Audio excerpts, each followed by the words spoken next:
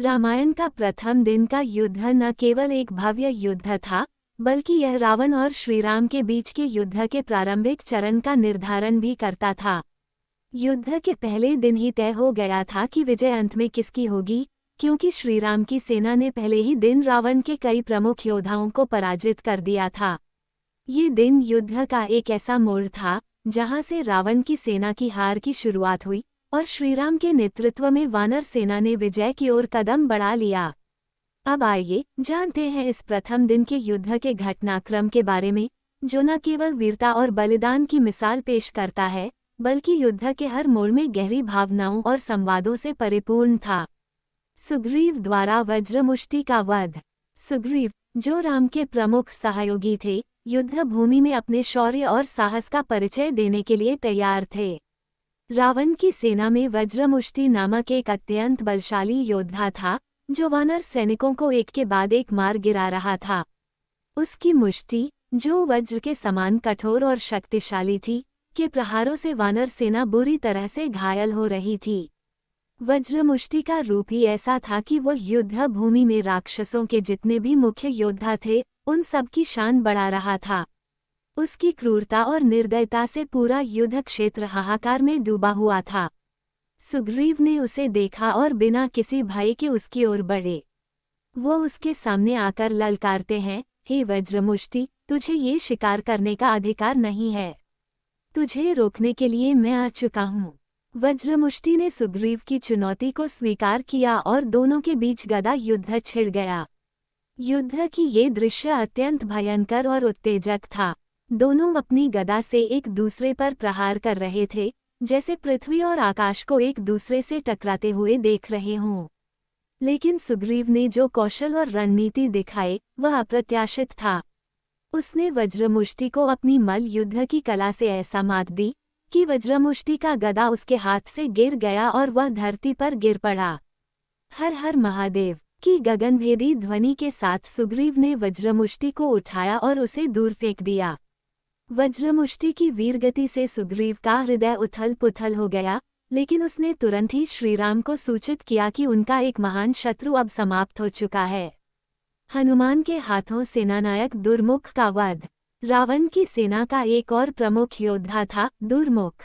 उसकी क्रूरता का कोई मुकाबला नहीं था।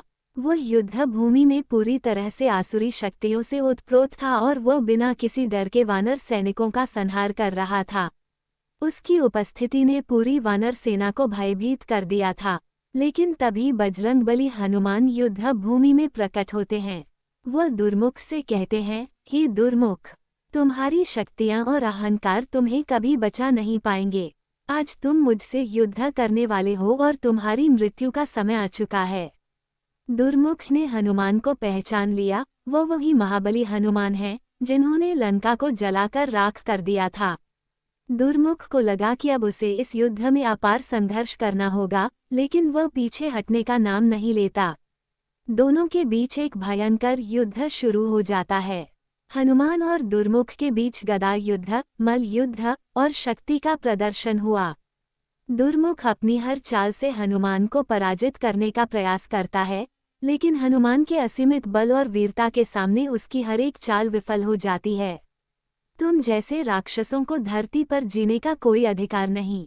ये कहते हुए हनुमान ने दुर्मुख को अपनी पूरी शक्ति से पछाड़ दिया और उसे मौत के घाट उतार दिया। दुर्मुख का अंत होते ही रावण हतप्रभ रह गया। वह जानता था कि दुर्मुख को यमराज का मुख कहा जाता था और उसकी मृत्यु ने रावण के मन में एक नया भय उत्पन्न कर दिया। रावण के मुख्य गुप्तचर सुक ने ये खबर दी कि दुर्मुख का वध हनुमान ने किया है, और रावण को ये सुनकर और भी क्रोध आ गया। लक्ष्मण के द्वारा रावण पुत्र प्रहस्त का वध। अब रावण का छोटा पुत्र प्रहस्त युद्ध भूमि में उतरता है। वह धनुर्विद्या में निपुण था और अपनी मायावी तीरों से वानर सैनिकों का संहार करने में सक्षम था। प्रहस्त के तीरों की गति और शक्ति अद्वितीय थी। वह पूरी वानर सेना को तहस नहस करने की क्षमता रखता था और उसकी उपस्थिति ने वानरों में भय का संचार कर दिया था। लक्ष्मण, जो युद्ध भूमि में अपने भाई श्रीराम की सहायता के लिए हमेशा तत्पर रहते थे, ने प्रहस्त को देखा और विभीषण से पूछा, ये कौन है जो इतना विनाश कर रहा है? विभीषण ने बताया, ये रावण का पुत्र प्रहस्त है। यह अत्यंत मायावी और शक्तिशाली है, इसे हराना आसान नहीं है। लक्ष्मण ने गहरी सांस ली और कहा, चिंता मत करो, भाई का अहंकार तोड़ने के लिए मैं स्वयं उसका सामना करूंगा।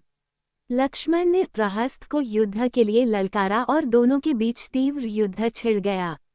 प्रहस्त ने अपनी मायावी शक्ति से युद्ध में एक बाण वानर सैनिकों की ओर छोड़ा, जिससे कई सैनिक मारे गए। ये देखकर लक्ष्मण का रक्त खौल उठा। उन्होंने कहा, तुम जीवित रहने के लायक नहीं हो, और एक प्राणघातक बाण चलाकर प्रहस्त का अंत कर दिया। प्रहस्त की मृत्यु ने रावण के दिल में एक गहरी पीड़ा उत्पन्न की। वह दुख और क्रोध से अभिभूत हो गया और उसने खुद युद्ध भूमि में उतरने का निर्णय लिया। श्रीराम के द्वारा खर पुत्र मकराक्ष का वध।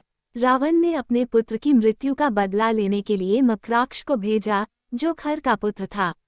मकराक्ष ने श्रीराम को ललकारा, लेकिन लक्ष्मण ने उसे रोकते हुए कहा, पहले मुझसे युद्ध करो, तब श्रीराम से सामना करना। मकराक्ष ने क्रोधित होते हुए कहा, मैं तुमसे नहीं, बल्कि तुम्हारे भाई और मेरे पिता के हत्यारे श्रीराम से युद्ध करना चाहता हूँ। मकराक्ष ने कहा, मैं अपनी माता से वचनबद्ध हूँ कि मैं राम का मस्तक काटकर उसे उनके खोपड़ी में जल भरकर पिता का दर्पण करूँगा। श्रीराम ने मकराक्ष से पूछा, तुम मुझे क्यों मारना चाहते हो? मुझे अपना परिचय दो। मकराक्ष ने बताया, मैं खर का पुत्र हूँ और राम ने पंचवटी में मेरे पिता को मारा था।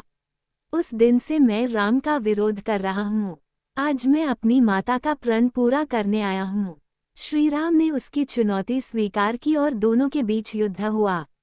मकराक्ष ने अपनी शक्तियों और मायावी विद्या का प्रयोग किया, लेकिन श्रीराम ने उसे हर बार नष्ट किया। अंत में श्रीराम ने मकराक्ष का वध कर दिया। युद्ध के बाद के भावनात्मक पल। युद्ध समाप्त हुआ, लेकिन इसके साथ ही एक गहरी भावनात्मक लहर भी उठी।